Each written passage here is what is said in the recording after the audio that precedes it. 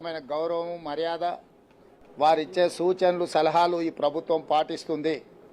రైతుల పక్షాన ఈరోజు మేము చేయబోయే కార్యక్రమాలలో వారు అత్యంత క్రియాశీలక పాత్ర పోషించి రైతుల సంక్షేమం కోసం బాన్సువాడ శాసనసభ నియోజకవర్గ అభివృద్ధి కోసం మొదటి నుంచి వారికి అండగా నిలబడ్డ నిజామాబాద్ జిల్లాలో అసంపూర్తిగా ఉన్న సాగునీటి ప్రాజెక్టులు కానీ అభివృద్ధి కార్యక్రమాలను కానీ పూర్తి చేయడానికి వారు ముందుకొచ్చి మాకు సహకరించినందుకు ముఖ్యమంత్రిగా ఈరోజు వారికి కృతజ్ఞతలు తెలియజేస్తూ ఇదే విధంగా మీడియా మిత్రులు కూడా సహకరించి ఈ అభివృద్ధి కార్యక్రమాన్ని ముందుకు తీసుకువెళ్లాల్సిందిగా కోరుకుంటున్నాం.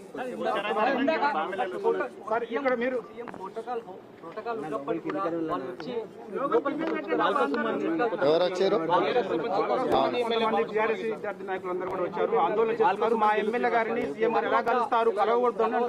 ఏమో నా దృష్టికి రాలే, ఇప్పుడే మీరు చెప్పిండ్రు, తప్పకుండా కనుక్కుంటాను. కనుక్కొని అదే అదే ఇప్పుడు వారు వచ్చిండ్రా రాలేదా, ఒకవేళ వస్తే వారు ఏం మాట్లాడినరు పూర్తి సమాచారాన్ని తెలుసుకున్న తర్వాత వాటి మీద స్పందిస్తా. ఒక మంచి వాతావరణంలో పెద్దలు పోచారం శ్రీనివాసరెడ్డి గారు మాకు అండగా నిలబడడానికి ఒక మంచి వాతావరణం ఉన్నప్పుడు కొన్ని అనవసరమైన వివాదాలు అనవసరమైన విషయాలు మనం చర్చించుకోవడం ఏమాత్రం ఉపయోగం లేదు.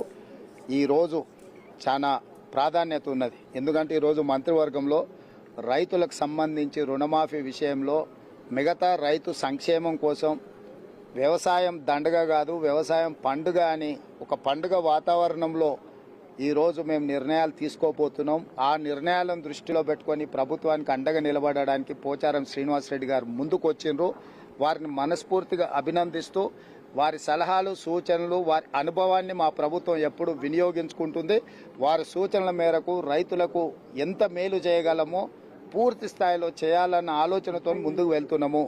కాబట్టి మీడియా మిత్రులకు నా సూచన ఒక్కటే, ఈరోజు ఒక మంచి వాతావరణం రైతుల సంక్షేమం కోసం తీసుకోబోతున్న నిర్ణయాల మీదనే చర్చ పెట్టండి, దృష్టి పెట్టండి తప్ప మిగతా అనవసరమైన విషయాల గురించి మనం పెద్దగా చర్చించుకోవాల్సిన అవసరం లేదు. అట్లాంటి విషయాలు చర్చించడానికి చాలా సమయం ఉంది. పార్టీలో నాయకులు కార్యకర్తలు అందరూ సిద్ధంగా ఉన్నారు. వాళ్ళందరూ కూడా చర్చిస్తారు. మీరు ప్రస్తావించిన వ్యక్తులందరూ కూడా వాళ్ళు సమాధానం చెప్తారు. కేటీఆర్ నిన్న కూడా కొన్ని కామెంట్ చేశారు, మా ప్రభుత్వం పడిపోయిన తర్వాతనే అంటే రేవంత్ రెడ్డి గానే పూర్తిగా లొంగిపోతున్నారు, సింగరేణి గనులు కేటాయించే ప్రమాదం ఉంది, సింగరేణి కూడా ప్రైవేటీకరణ కాబోతున్నారు. వీటన్నిటి విషయంలో మా మిత్రుడు బట్టి విక్రమార్క గారు స్పందించబోతున్నారు. వారు మాట్లాడతారు.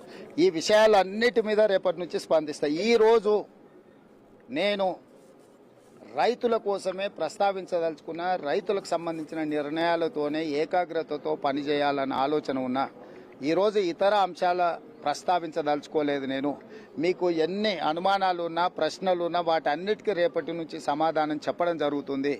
దయచేసి ఈరోజు శ్రీనివాసరెడ్డి గారి చేరిక కానీ శ్రీనివాసరెడ్డి గారి ప్రస్తావన కానీ శ్రీనివాసరెడ్డి గారు ఈ ప్రభుత్వానికి ఇస్తున్న మద్దతు కానీ ఈ విషయాలన్నిటినీ మీరు రైతుల యొక్క సంక్షేమాన్ని దృష్టిలో పెట్టుకొని దీన్ని చర్చ కానీ ప్రస్తావన కానీ చేయండి. మీరందరూ కూడా రైతుల బిడ్డలే.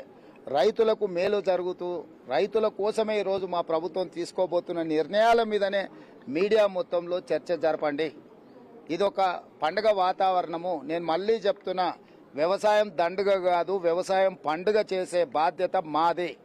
ఇది రైతు రాజ్యము, రైతు సంక్షేమ రాజ్యం. వాటి కోసం మేము వేసే ప్రతి అడుగులో సహకరించే పెద్దలందరి సూచనలు తీసుకొని ముందుకు వెళ్ళడం జరుగుతుంది.